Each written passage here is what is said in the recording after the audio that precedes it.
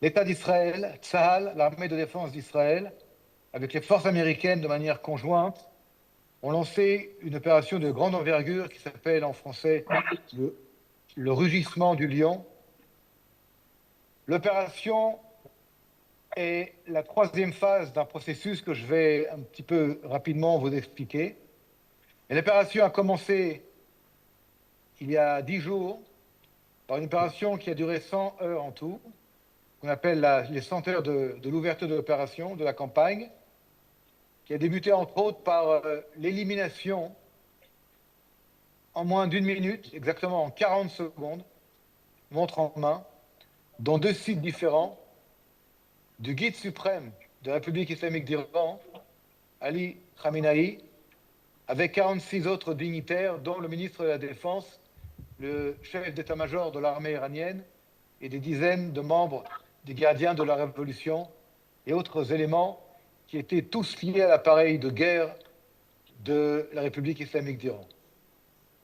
Ce que je veux vous dire, mes chers amis, c'est que depuis la révolution islamique qui a été déclarée en 1979, il y a 47 ans, le régime des mollahs et des ayatollahs a déclaré qu'il voulait la destruction physique et totale de l'État d'Israël.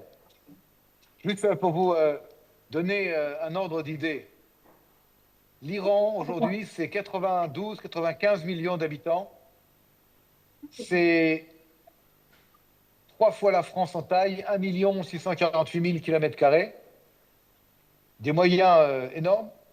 Et nous, l'État d'Israël, nous sommes un pays de 21 000 km², avec une population de 10 millions d'habitants. Il faut savoir que notre pays est composé de populations juives, musulmanes, chrétiennes, et que notre pays a aussi le droit de vivre et le droit de se défendre. L'Iran, depuis des années, l'Iran des mollahs, j'entends, le régime, se prépare à la guerre et a dernièrement, dans les dernières années, accéléré le programme nucléaire militaire pour l'obtention de l'arme nucléaire. En juin 2025, dans une guerre qui a duré 12 jours, ça, l'armée de l'air israélienne, en conjonction, après le début de l'opération avec l'armée de l'air américaine, a lancé l'opération qui s'appelle en hébreu Am Kelavi, qui veut dire en français le peuple comme un lionceau. Cette opération avait pour but unique et central, non pas le régime lui-même, mais d'empêcher l'Iran, mais l'empêcher d'Iran, des mollahs, d'obtenir la bombe atomique. Maintenant, je vais vous dire quelque chose de très précis, qui n'est peut-être pas très connu dans la presse africaine. À l'époque où nous avons frappé, dans une frappe surprise,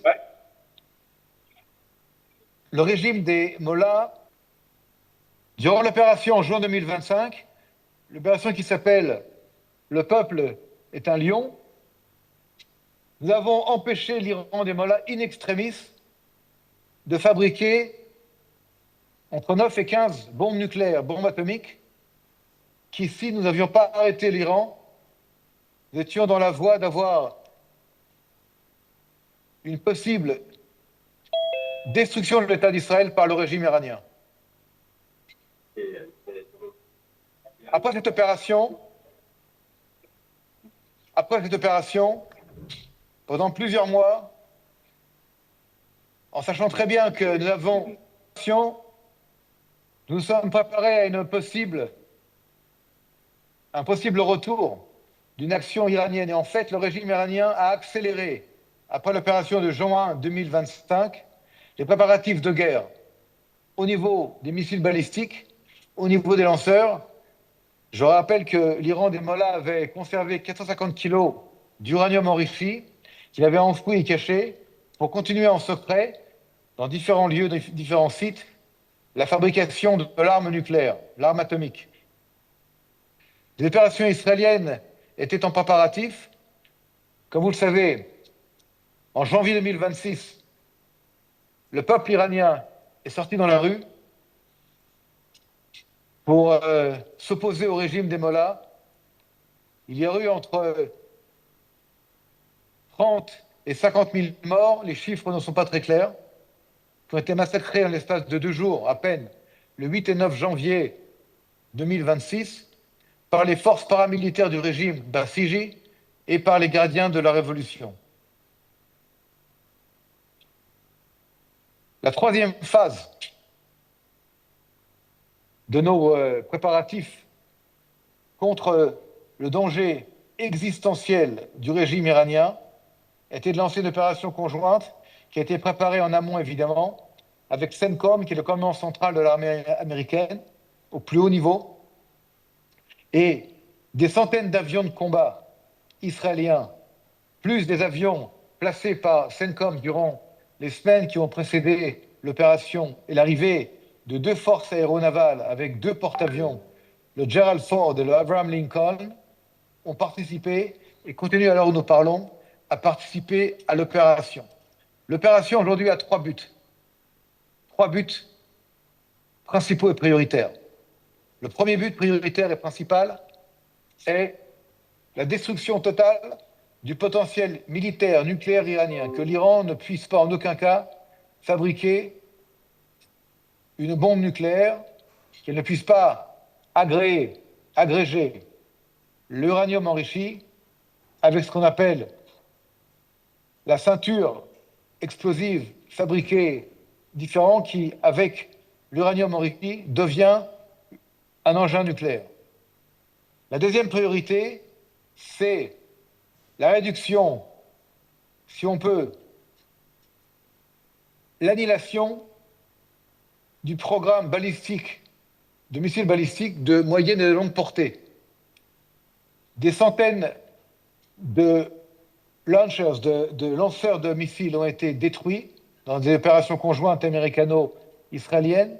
On parle au moins de 70% des lanceurs, peut-être plus encore, qui ont été détruits. Il y a encore des missiles qui sont toujours enfouis et cachés dans différents endroits. L'Iran est très grande, très vaste, donc nous devons continuer avec du renseignement précis, tactique et micro-tactique, à voler dans le ciel iranien et à détruire ces sites de missiles qui sont très souvent cachés, enfouis dans des bunkers souterrains. Nous devons également continuer à détruire le potentiel de drones qui existent au sein de la République islamique d'Iran, qui sont utilisés aujourd'hui pour frapper au-delà de l'État d'Israël 14 pays riverains, dont les pays du Golfe. Et nous voyons qu'il y a du côté de la République islamique d'Iran une volonté de régionaliser le conflit, d'impliquer des pays qui n'ont rien à voir avec le conflit et de créer une sorte de chaos à la fois géopolitique et également d'entraîner l'Europe et d'autres pays dans une guerre économique et du pétrole. En bloquant le détroit d'Ormuz, par exemple, la République islamique essaye de mettre pression, de faire pression sur les transports de carburant, hydrocarbures, qui passent à peu près 30% du carburant mondial, passe par le détroit d'Ormuz pour créer une crise économique, une crise financière, et par là essayer de sortir de cette situation. Que veut